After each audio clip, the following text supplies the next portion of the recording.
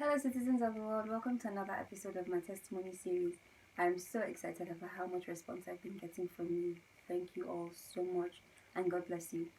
This week, my headline is Count Your Blessings, and I'm wearing my NYC jacket as a reminder of some of my blessings. It's very easy to focus on how bad you're feeling in your body. You feel weak, like you don't even want to get out of bed, and sometimes even eating would seem like a chore. I remember days when I couldn't even get out of bed, so it wasn't really a matter of feeling like I just couldn't.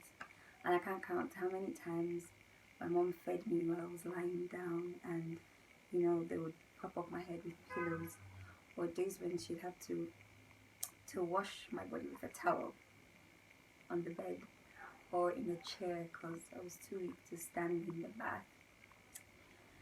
I looked a fright, but I thank God because He chose what I saw and He held me through it.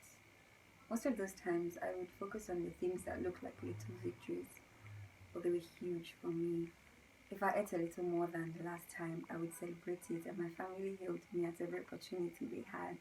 They would say, "Giant Slayer," and I'd be like, if I was able to sit upright in a chair for a long time, we'd celebrate it and thank God. And every day we had more things to thank God for. I realized that the more we shift our focus from things that bother us or even the discomfort that we might be in to the victories that we have in Jesus Christ, then that brings us joy and some happiness, because in expressing gratitude to God and just appreciating Him for who He is and just basking in His love, basically, then He shows us more and more of Himself every day. And if you would just ask Him to open your eyes, then you will begin to see these miracles happening in your life every day. You don't really know what you have or the privilege given to you until you don't have them anymore. So for a long time, I was in so much pain from my back that I couldn't lie down in any position and be comfortable. Most painfully, I actually couldn't lie on my back. So imagine my joy and gratitude when I finally could lie on my back. For a long time, I couldn't stretch in bed, these things that you just do without thinking. I couldn't stretch in bed. I couldn't afford to roll from side to side. Couldn't sit in a chair without pillow support. Couldn't stand longer than 5 minutes. Couldn't walk straight because I was limping. I constantly needed support. I couldn't take a bath on my own.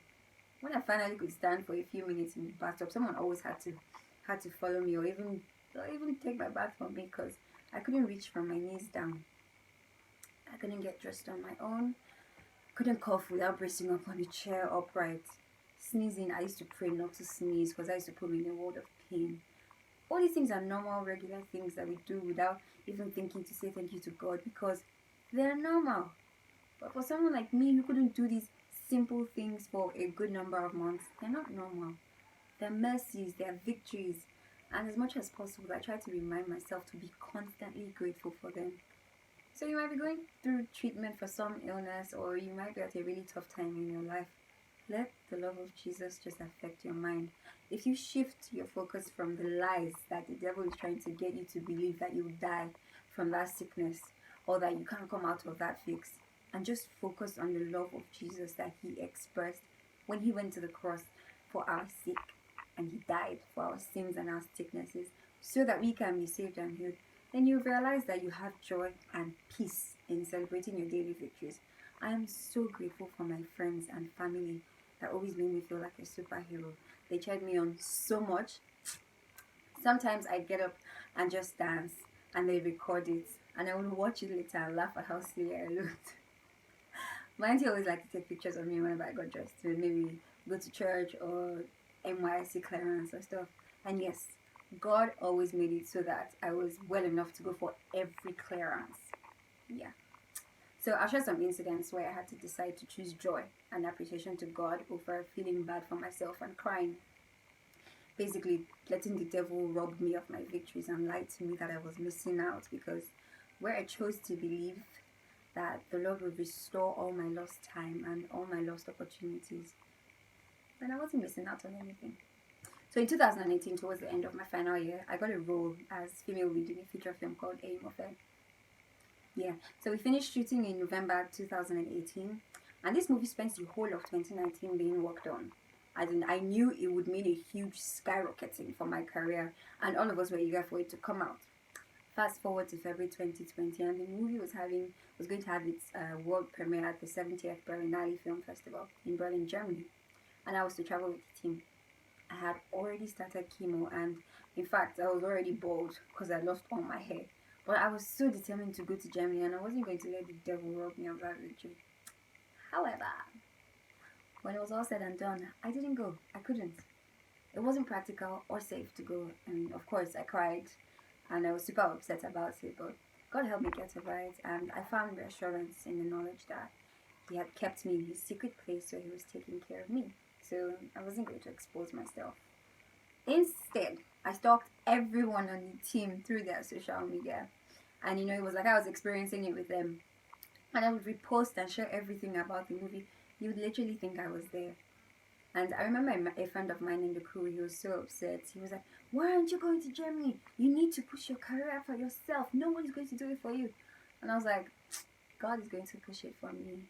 And he's like, "Yeah, sure, He will. But you need to get up and you need to go to Germany." And I was just like, "Bro, you don't get it." And I understand that it was from a place of concern, but he just didn't understand. Okay, so the second time I found myself needing to focus on my victory and the lessons was during my NYC passing out parade. I had just had my third chemo on the Thursday before, and then, I was supposed to go for my clearance and everything, but I was too determined to go for this ceremony. I managed to go for my final clearance on the Monday. It was really stressful for my body, but God raised help for me through two of my bandmates, Shalom and Stella. They had already come to pay me a visit at the house, so they knew everything that was going on. God used them. And another angel that I met for the first time on the queue, her name is Lola Day.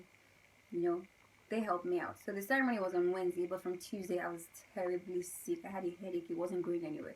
I was just throwing up. I even threw up that Wednesday morning. But then I just resolved that if I cannot go, I will get up. I will put on my makeup. I'll put on my uniform and I'll take pictures and post on my social media.